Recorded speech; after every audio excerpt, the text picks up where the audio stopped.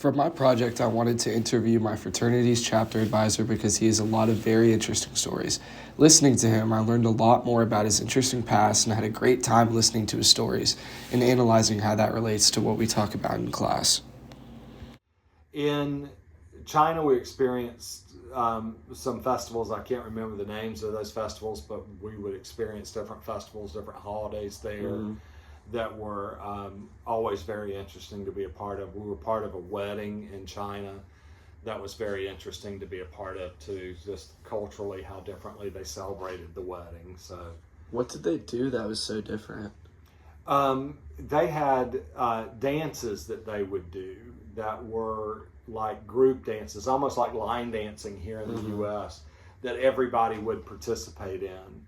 And the bride and groom had a place of honor in those. And so it was always interesting to watch and try to figure out how you were supposed to get involved and how you were not, what was reserved for the bride and groom and what was reserved for everybody to be involved with. So it was quite interesting. And that wouldn't even be told. Like, you just have to You'd have to pick it up over time. Okay. Right. Yeah, I'm not too good at line dancing. Yeah, So yeah, that's right. I don't know if I'd enjoy that. Weddings are very important rituals that are a symbol of love and commitment and have a lot of religious and cultural significance.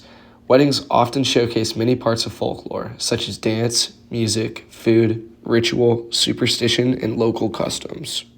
And when I would travel to China, I would not have an interpreter with me. So it was all, and I don't speak any Mandarin. So it was, and the places that we would travel in Tibet would speak a language called Jairong. And I didn't speak any Jairong either. So it was just picking up by hand motions and things of that nature. Really? Yeah. Okay. Yeah, I bet that was very difficult. Yeah, it was difficult. He also talks about his experience with language barriers in these Asian countries and how he could not speak the native languages and often traveled without an interpreter. He relied on gestural language with universal gestures, and that allowed him to communicate with locals. Navigating through China without speaking the language was always tough. Yeah. In fact, I have a story about that. So we would fly from Manila to the southwestern city in China, Chengdu. And Chengdu is a very large city, as I said, in the southwest of China. But it is really the gateway to Tibet. So you can get from Chengdu up on the Tibetan plateau very easily. And I would travel into Tibet often, but I would always leave my wife and daughter back in Manila, and I would travel to China and to Tibet. And when you flew into Chengdu, then we would stay there a couple of days, and then we would take a bus from Chengdu up into Tibet. And so Tibet, of course, is on a plateau in the Himalayas. And it was interesting because when we would take the bus, we would go from like 2,000 feet elevation up to 13,000 foot elevation. Wow. So you're really going up in elevation.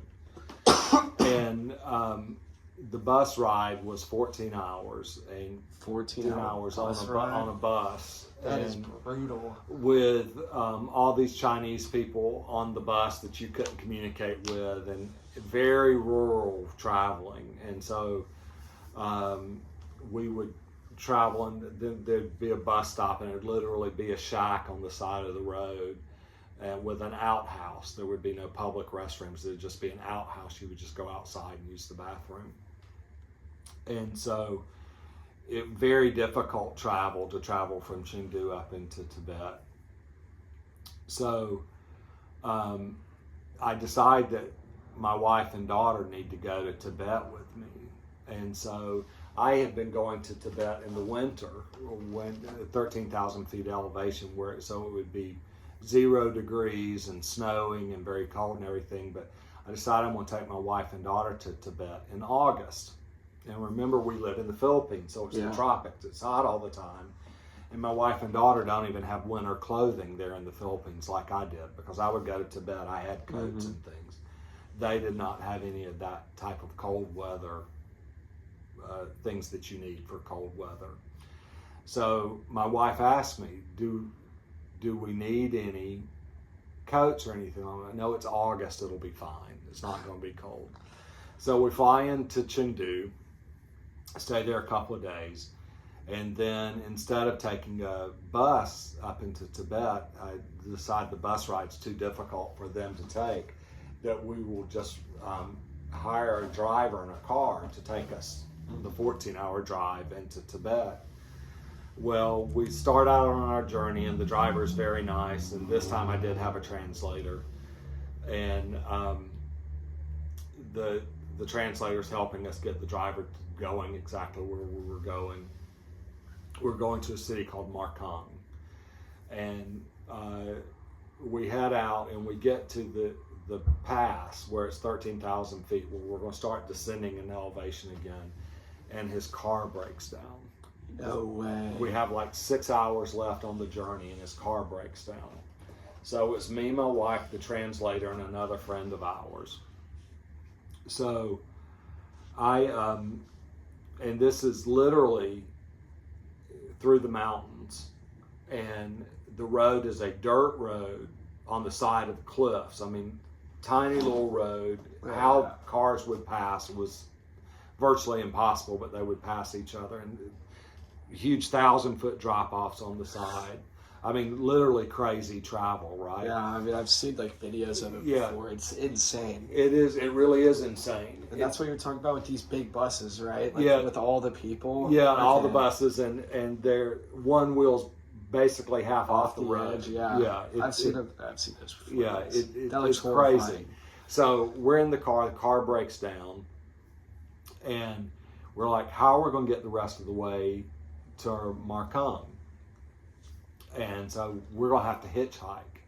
Oh, that is so horrible. My wife and my daughter, we're at 13,000 feet elevation. They're in summer clothes, and it is snowing. So the elevation, I didn't take into account the elevation, how different the climate would be. So along comes a car that says they can take some of us. Well, I put my wife and my daughter in the car with the translator and let them take off and go to Markang. And it was just you and your friend now. Me and my friend there. And we get picked up a few hours later by a truck carrying building supplies. And we get into the truck, and we're traveling along, and my friend's cell phone rings. Now, if you can imagine, we're this rural, and my cell phone rings, and it's my wife on the translator's cell phone saying, "Where are you?" And we're like, "Well, we're 3 hours behind you." And she's like, "Well, you need to get to Markang as quickly as you can, because he won't take us all the way into Markang. We're about an hour outside of Markang." Wow. So it was just an arduous travel all the way there. Get there, my wife is just fit to be tied. I mean, she's really upset about the way the travel has gone. Rightfully so, right? I mean, yeah, but that's also like, I mean, at least it's not your fault. That's right. You can say that. You'd be like, I mean, I didn't control that. Yeah, I was trying to make a better trip for you by hiring a car, right? So we get there, and we find her. We find where she's at. We get her in a car, and she says, "All I want is to get to the hotel, me and Sarah to get to the hotel, and to take a hot shower." Yeah. And I'm like, did I forget to tell you that there's no hot water at our hotel? I know she was so upset. So she was really fit to be tied then. So it was crazy. Worldview is that in the United States, we feel like we never have enough time to do something, that we're running out of time. We're always working on deadlines. And many other cultures, particularly those cultures that value relationships so much, and most Asian cultures do, is they feel like time is the only resource that is unlimited. So deadlines don't mean a lot there. One thing about this worldview that I find very interesting is that it makes a lot of sense for a culture that values its relationships with people to not really care about time. I feel like this promotes a sense of positivity in a way, because you start to value your time more in the relationships that you can make over time. You can place a deadline on something, but people hardly ever Yeah, I mean, that's interesting because it is true. That's right. It kind of depends how you look at it. That's right. I mean, it's an interesting worldview and one that I embrace, right? It's because all we have is time. Yeah. I mean, time, every moment that goes by, another one's going to come until it's time for us not be here anymore. But otherwise, that's all we have is time.